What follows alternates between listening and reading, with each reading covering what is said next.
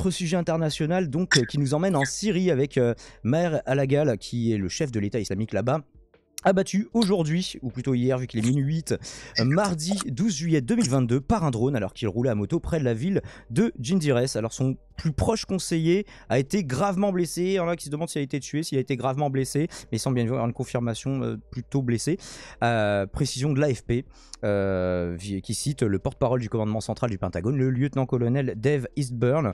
Pentagone qui affirme qu'il n'y a pas eu de victimes civiles, même si l'information n'est pas vérifiée. Quand on connaît le Pentagone, on a envie de triple-checker quand même.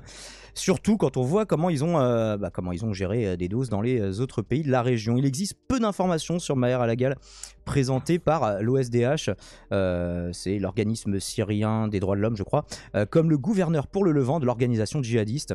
Après une montée en puissance fulgurante en 2014, rappelez-vous, en Irak et en Syrie voisine, et la conquête de vastes territoires, l'État islamique a vu son califat autoproclamé, comme certaines républiques indépendantes qu'on connaît actuellement, mais avec d'autres bails, donc son califat être renversé sous le coup d'offensives successives dans ces deux pays respectivement en 2017 et en 2019. Il était, je cite, chargé de poursuivre de façon agressive le développement des réseaux de l'État islamique hors d'Irak et de Syrie dans lequel il était implanté. Et l'élimination de ces dirigeants de l'État islamique va perturber les capacités de l'organisation terroriste à préparer et perpétrer des attentats dans le monde et surtout dans les régions environnantes. Ça, c'est moi qui l'ajoute, et sinon c'est une citation du porte-parole du CENTCOM, le colonel Joe Buccino. Selon les FDS, les forces démocratiques syriennes, les deux hommes étaient liés à Ahrar al-Sharqiya, un groupe armé syrien pro-Ankara, donc Ankara en Turquie. Le groupe avait été placé en 2021 sur la liste des sanctions américaines, accusé d'exactions contre les populations commises par ses combattants lors de l'offensive turque dans le nord de la Syrie 2 ans plus tôt, et d'avoir aussi assassiné la militante kurde des droits des femmes, Evrin Khalaf. Alors les FDS toujours qui confirment qu'une personne a été tuée et une autre blessée, mais pas tuée dans une frappe aérienne visant une moto dans la région d'Alep. Ça nous rappelle quelque chose d'ailleurs, ouais, c'est un dirigeant, alors c'était pas l'État islamique à l'époque, c'était Al-Qaïda, mais comment s'appelait-il, le Mollah Omar qui avait fui aussi à moto je crois, et que c'est comme ça qu'il s'était fait choper. Du coup c'est étonnant qu'ils en aient pas retiré la leçon. Pour rappel, en février, le président américain Joe Biden avait annoncé la mort de l'ancien dirigeant de l'État islamique, alors attention, le nom est très long, Abu Ibrahim al-Hachimi al-Kourachi, qui s'était fait exploser au cours d'une opération des forces spéciales américaines dans le nord-ouest de la Syrie cette fois, région sous contrôle des djihadistes. L'organisation djihadiste a également étendu son influence dans d'autres régions du monde, comme dans la région du Sahel, au Nigeria, au Yémen évidemment. On ne parle jamais du Yémen à part sur la chaîne de Calivision et de temps en temps de façon fragmentaire ici, ou en Afghanistan où elle revendique régulièrement des attentats. Donc pour en parler, je me suis appuyé sur 3 articles, un du Monde qu'ils ont eu le bon goût de laisser en gratuit, un de RFI et un de Radio-Canada, histoire de varier le pays qui constitue la source tout en restant dans la francophonie. Donc je vous mettrai dans la description pour la rediffusion de cette brève chronique. Donc, et je vous laisse réagir, messieurs. La lutte contre l'État islamique, est-ce que en fait c'est pas une chimère, ou quand tu en coupes une tête, il y en a 2 autres qui poussent, est-ce qu'il faut le célébrer, ou en fait simplement l'annoncer laconiquement comme pour les précédents doses? Je sais pas moi, quand dire un militant terroriste, fasciste, religieux en moins, c'est sympa.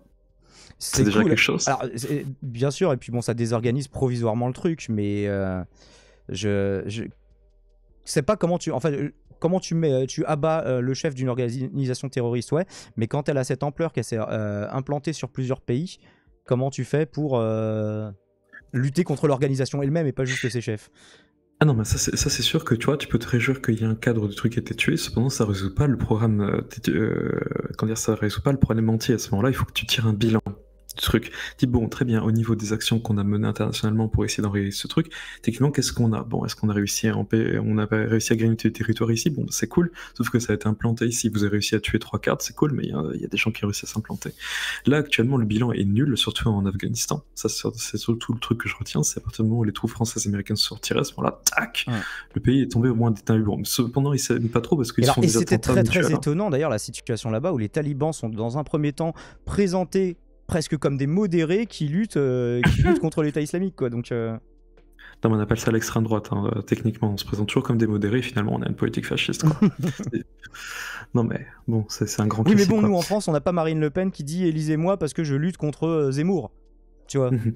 Après, faut Attention, les gars, nos techs de blanc, faut pas trop. C'est un autre pays, c'est de l'autre côté de la planète, c'est un pays très spécial. On les a Ah oui, non, mais bombardés. Ça on t'a pas dit que toutes les extrêmes droites sont les mêmes. On te dit que, en tout cas, l'extrême Ouais, voilà, droite quoi. a tendance à se présenter. Le truc de. Enfin, les talibans d'aujourd'hui sont pas les talibans d'hier. Les talibans d'aujourd'hui. Ouais. Bah, si, en fait. Attendez, une minute, une phrase, une minute, les gars, s'il vous plaît.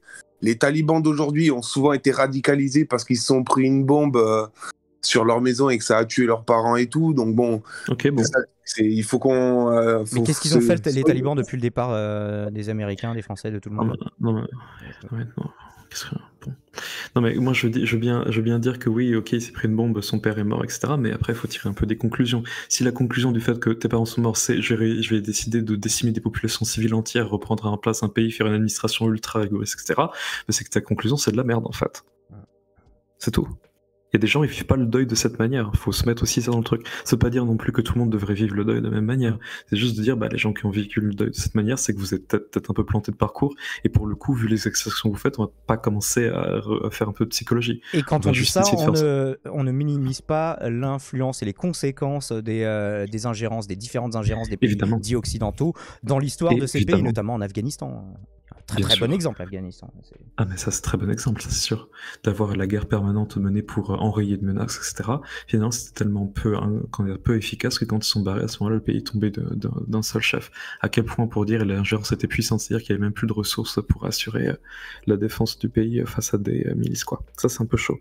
Deuxième truc, par contre, il faudrait qu'on regarde un peu, ça faudrait que je regarde les dossiers, c'est l'implantation de Boko Haram au Niger et surtout au Mali, parce que je sais pas s'ils ont repris un peu du terrain au Mali. D'ailleurs, on est où de la guerre au Mali? On s'est barré. C'est des groupes qui se concurrencent, du coup, finalement. Ah oui, ça c'est sûr qu'il y a des groupes qui se concurrencent. Ça, c'est absolument sûr. Cependant, lorsqu'il y a pas des alliances des fois. Ouais.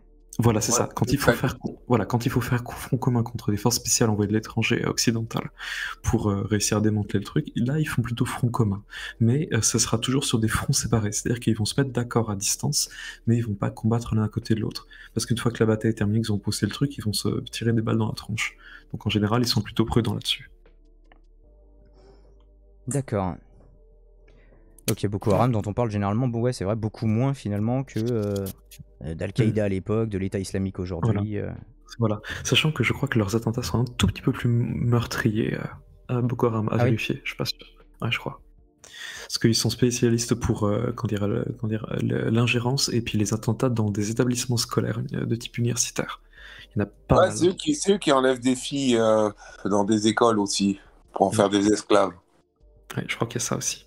Avec un trafic d'esclaves avec la Mauritanie et le Qatar, je crois, je suis pas sûr. Le fléau des enlèvements, toujours une réalité. L'enlèvement de 300 jeunes filles dans un lycée au Nigeria avait suscité une mobilisation internationale. Tu m'étonnes. 300 jeunes filles d'un coup dans un lycée. Ouais, ils ont fait une rafle. Pas une rafle. On a compris. Effectivement, c'est le genre de dossiers de toute façon qui sont malheureusement à suivre depuis un petit peu trop longtemps. Et qu'on continuera de suivre, hein, quoi qu'en disent les droitos, en fait. Parce qu'il y a des mecs qui me disent « Ouais, tu parles jamais du terrorisme islamiste ». Mais en fait, on en parle super souvent dans les flashs d'actualité, quoi. Mais c'est simplement qu'on n'en tire pas les conclusions que vous en avez. Ah, c'est ça, exactement. C'est pas les conclusions qu'ils veulent, donc en fait, ils veulent pas que trop que t'en parles parce qu'ils se font chier. Par contre, une fois que t'as terminé d'en parler, ils disent ça fait quand même depuis super longtemps qu'on n'a pas parlé. Ouais, bon, ça fait 2 semaines, quoi. Non, mais parce qu'en fait, c'est leur sujet de prédilection souvent, donc... Non, mais je te jure, quoi. Surtout que là, je pense qu'ils doivent être tellement mal. Il n'y a pas eu d'attentat islamiste en France depuis, je sais pas, 3 ans maintenant. Ça doit leur manquer, ouais.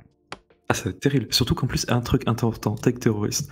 Il y a eu un attentat en Norvège d'un type blanc nationaliste norvégien, je crois, qui littéralement relayait les thèses de Zemmour et les thèses identitaires, se définissait comme un croisé et affiliait une affiliation à des groupes européens de défense de l'identité européenne.